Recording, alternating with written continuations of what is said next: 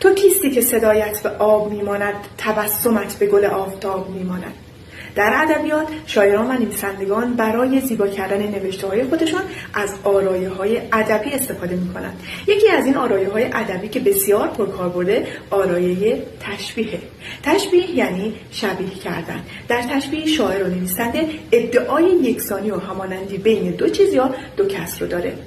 یا به عبارتی دو چیز یا دو کس رو به دلیل داشتن یک ویژگی مشترک مانند هم میدونه.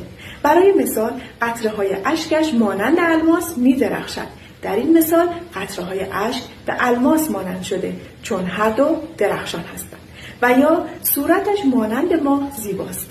صورت به ماه مانند شده چون هر دو بسیار زیبا هستند. هر تشبیه دارای 4 قسمت یا 4 رکنه. به این مثال توجه کنید. دانش مانند چراغ روشنگر است. دانش به چراغ مانند شده چون هر دو دارای یک ویژگی مشترک روشنایی بخشیدن یا روشنگر بودن هستند. در اینجا دانش داره تشبیه میشه. پس دانش طرف اول یا مشبهه.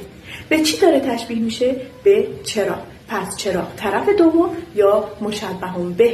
به ویژگی مشترکی که بین مشبه و مشبه به وجود داره وجه شبه گفته میشه. در این مثال روشنگر بودن یا روشنایی بخش بودن وجه شبهه.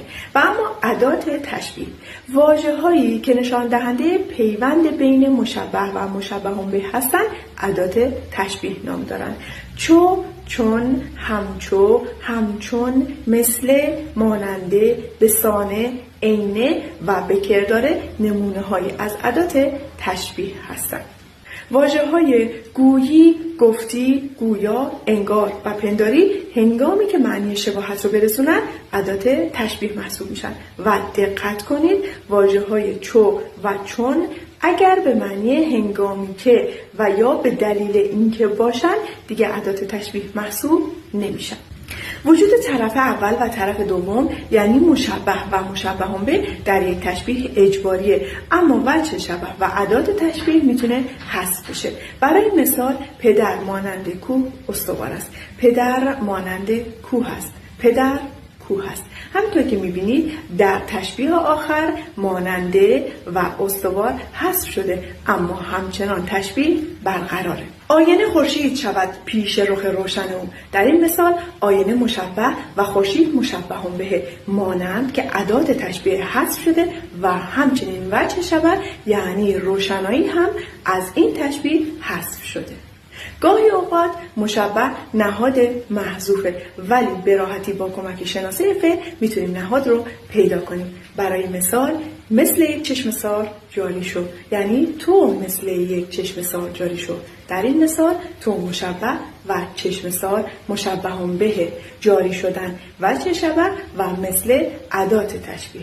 گاهی اوقات یک بیت یا عبارت بیشتر از یک تشبیه داره. برای مثال من اینجا چون نگهبانم تو چون گنج، تو را آسودگی باید مرا رنج. من مشبه و نگهبان مشبه به چون ادات تشبیه و وجه شبه رنج کشیدنه. تو مشبه و گنج مشبه به چون ادات تشبیه و آسوده بودن وجه شبه.